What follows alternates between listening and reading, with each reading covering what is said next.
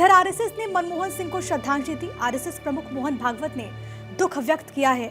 मनमोहन सिंह के निधन पर देश दुखी, ये भागवत की तरफ से कहा गया। भारत के लिए उनका योगदान याद रहेगा, ये भी मोहन भागवत ने कहा है। तो हर कोई गमगीन है, चाहे वो सत्ता पक्ष हो चाहे विपक्ष हो, क्योंकि मनमोहन सिंह ने एक ऐसा मुकाम हासिल किया और हर कोई ये मानता है कि कैसे देश के लिए एक संकट मोचक अर्थशास्त्री के तौर पर मनमोहन सिंह आए।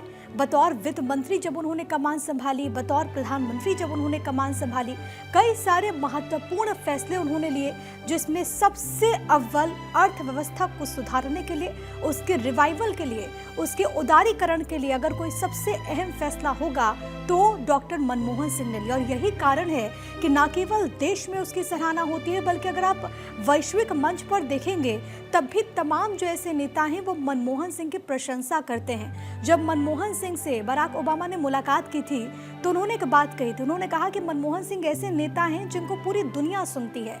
ये बताता है कि उस व्यक्ति का कद किस तरीके से था। मनमोहन सिंह हमारे बीच में नहीं रहे, लोग उनको याद कर रहे हैं। संसद के भीतर कई सारे उनके भाषण हैं जहां पर शेरो शायरी के जरिए भी मनमोहन सिंह जब अपनी बात रखते तो हर कोई उनकी बात को सुनता, किसी से बैर नहीं था मनमोहन सिंह को। और देखिए मनमोहन सिंह की जो पूरी राजनीतिक यात्रा रही, शब्दों में उसको समेट पाना काफ़ी ज़्यादा मुश्किल होगा। हर एक रूप में, हर एक जिम्मेदारियों के साथ उनकी कोशिश यही रही कि वो अपना सर्वश्रेष्ठ दे। यही कारण है कि मनमोहन सिंह को आज देश नमन कर रहा है, आज देश उनको याद कर रहा है।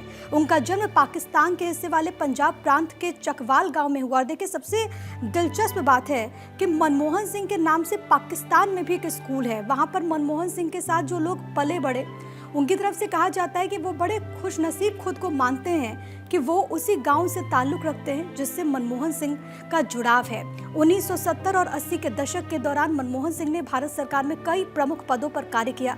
मुख्य आर्थिक सलाहकार 72 से लेकर के 76 तक, फिर रिजर्व बैंक के गवर्नर के तौर पर उन्होंने अपनी सेवाएं दी 82 से 85 तक।